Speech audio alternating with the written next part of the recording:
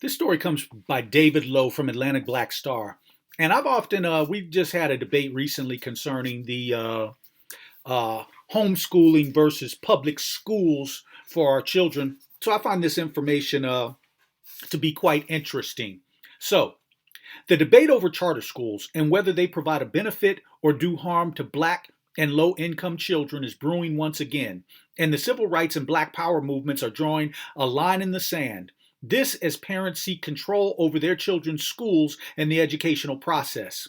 The NAACP, the nation's oldest civil rights organization, recently passed a resolution at their national convention in Cincinnati calling for a ban on privately managed charter schools. The resolution said the following: charter schools have contributed to the increased segregation rather than the diverse integration of our public school system. Weak oversight of charter schools puts students and communities at risk of harm, public funds at risk of being wasted, and further erodes local control of public education.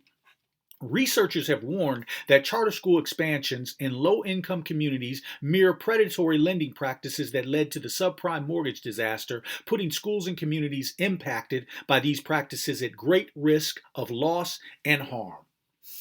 Okay, so the Civil Rights Organization also called for a moratorium on the growth of charter schools, a review of their disciplinary practices, an end to charter school exploitation of communities and neighborhoods, and transparency and enforcement of laws to prevent fraud, waste, and corruption.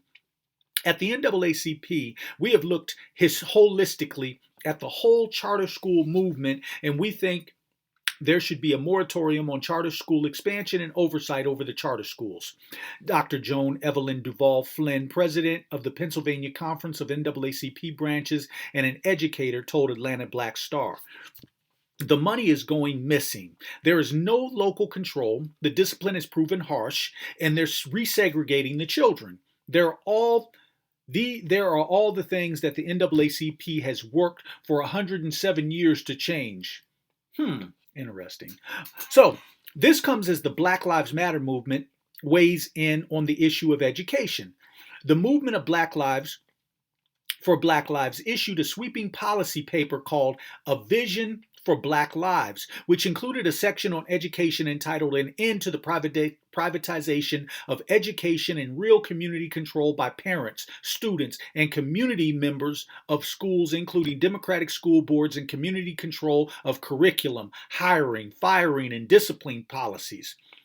The report argues that 60 years after Brown v. Board of Education, the school-to-prison pipeline denies Black people the right to an education, while school privatization removes the ability of Black people to determine the type of education their children receive. This systematic attack is coordinated by an international education privatization agenda bankrolled by billionaire philanthropists such as Bill and Melinda Gates, the Walton family, and Eli and Edith Broad, and aided by the Departments of Education at the federal, state, and local level. Inequitable funding at the school district, local, and state level leave most public schools, where poor communities of color are the majority, unable to provide adequate and high-quality education for all students, criminalizing and targeting Black students through racist zero-tolerance discipline policies, according to the report. The movement for Black Lives demands education as a human right protected by the federal government, an end to state takeover and mayoral control of the schools, democratic structures such as people's assemblies to allow parental governance, fully funded schools, and federal funding only to school districts with fully elected school boards. There are a couple of things one has to unpack. One is, are they good or bad? You can set aside whether any individual charter school is good, and some are. Susan DeJarnett, a professor at Temple University Beasley School of Law and a leading national expert on charter schools, told Atlanta Black Star. According to DeJarnett, even with good charter schools, there is a funding problem. In most states, school districts fund the charter schools by paying the per pupil expenditure for each student enrolled. In Philadelphia, for example,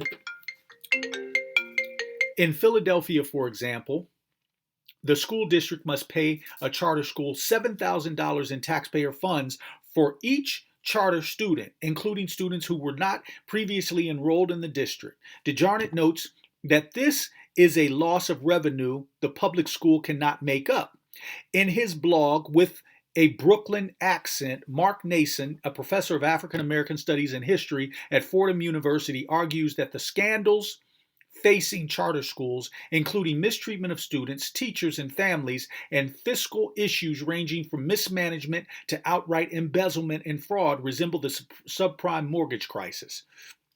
In each instance, an institution initially aimed at expanding opportunity for those with limited resources became, because of government favoritism and lack of oversight, a vehicle for profit, taking a grand scale, taken on a grand scale by the very privilege that sometimes left those the institution was designed to help in very bad shape, he wrote.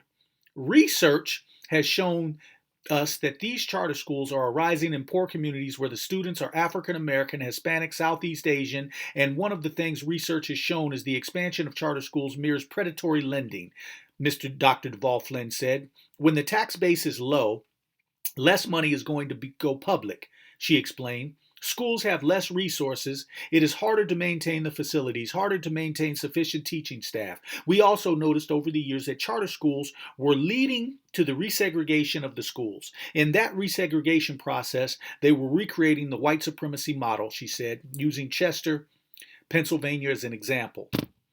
The Chester School District is paying the charter school millions of dollars, and the public schools were going without physics, libraries. None of that is available because of the funding. This story was by Atlanta Black Star. My name is Yurima Karama at Your Black World News.